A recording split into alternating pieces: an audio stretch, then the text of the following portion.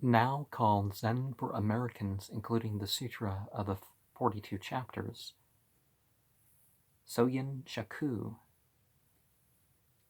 as translated by D.T. Suzuki,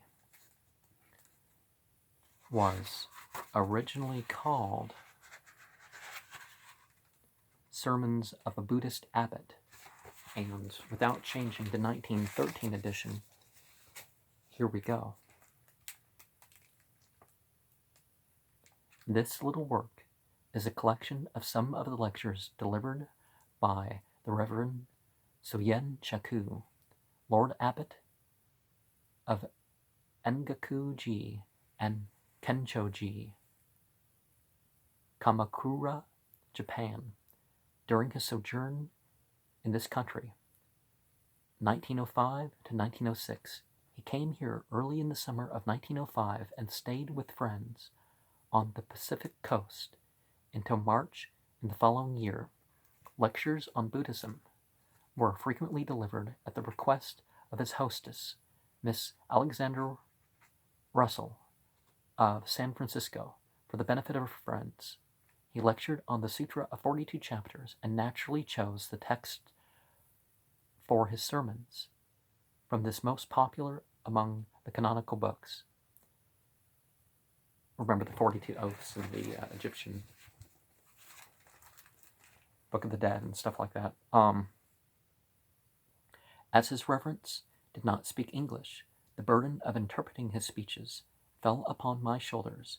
During his stay on the coast, his reverence was occasionally invited by his countrymen scattered throughout the state to such places as the Buddhist Mission and the Japanese Consulate in San Francisco, to Los Angeles, Sacramento, Fresno, San Jose, and Oakland. Wherever he went, his addresses were most enthusiastically received and greatly appreciated by the Japanese residents and by Americans when his speeches were repeated in English. In March 1906, the Right Reverend Soyen Shaku crossed the continent to the Atlantic coast, visiting Washington, New York, Philadelphia, and Boston. Wherever he was asked by his countrymen or by his American friends to speak on his faith, he always acceded to their wish. These addresses were added to the sermons already under my charge, and when his reverence was leaving for his European tour towards the end of April, he left with all the manuscripts with me, with the view of publishing them in book form. In going over these documents critically, I found that I could not make use of all the material as it stood, for the talks during his stay on the Pacific coast were mostly of a very informal nature, and a copy of them, prepared from shorthand notes, needed a great deal of revision. Besides, some of the talks were suited only to special audiences and adapted to their particular needs. So, with his permission, I condensed several articles into one, while in other cases I selected a subject only incidentally or cursorily referred to in several different addresses, and I make a special essay of the scattered passages. Sometimes I found his expression too Buddhistic, that is, too technical and intelligible only to those who have made Buddhism a special study. In such cases, I put the thoughts in a more conventional and comprehensible form for the benefit of the American public. Again, when I thought that his reverence took too much knowledge of his subject for granted on the part of his audience, I endeavored to express his thoughts more plainly and explicitly. In spite of these alterations and the liberties I have taken with the manuscripts of the Reverend Shaku, these lectures remain a faithful representation of the views as well as the style of preaching of my venerable teacher and friend. As to the text of the Sutra of the 42 chapters, I have decided, after much consideration, to incorporate it here. In the first place, it is not a long sutra, and like the Dharmapada, it contains many characteristic Buddhist thoughts. Secondly, most of the Reverend Shaku's lectures have a close relation to the sutra, and when they are read after the perusal of the text, His standpoint as a modern Japanese representative of Buddhism will be better understood. Thirdly, being the first Buddhist literature introduced by the first official Hindu missionaries into the Middle Kingdom, 67 of the Common Era. The sutra has an interesting and historical background. I have to add that this collection also contains 2 articles and 1 letter by the Reverend Shaku, all of which previously appeared in the open court. The letter was addressed to the late Dr. John H.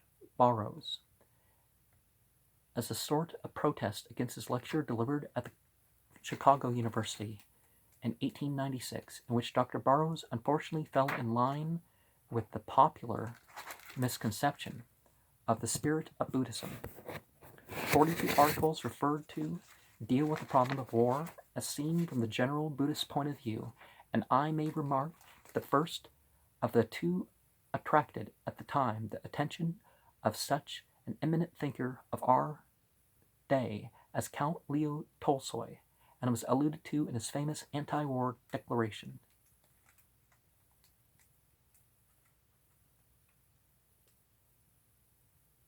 Daisetsu Taitaro Suzuki, LaSalle, Illinois, 1906.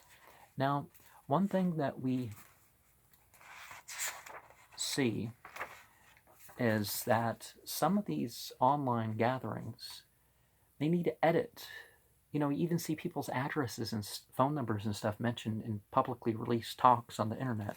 And, so sometimes things need to be addressed. Sometimes some secret, or maybe something that doesn't need to be shed around the world in terms of addressing somebody, maybe their flaw, or they have a specific issue, and that doesn't...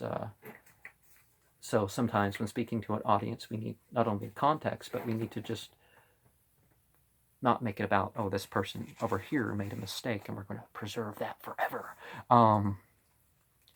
But Buddhism, as I've said before, it comes from Buddha Yoga.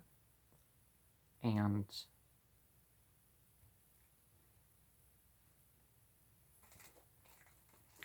there's going to be some variation in reference to some of these terms, how people refer to the various canons and sutras. Well, I guess canon, but I mean the various types of Buddhist texts being referred to. Definitely listening to a Buddhist master in the same way that people refer to a guru before even scripture is, or at least was, probably more common than not. But nowadays, I guess people refer to Buddhist scriptures, and for some reason people think there's less Buddhists than there have been for about 2,000 years. So I don't know where in the world that thought came from, but some people think it's less than 3 million Buddhists in the world right now, which that doesn't make any sense. There were some more 2,000 years ago.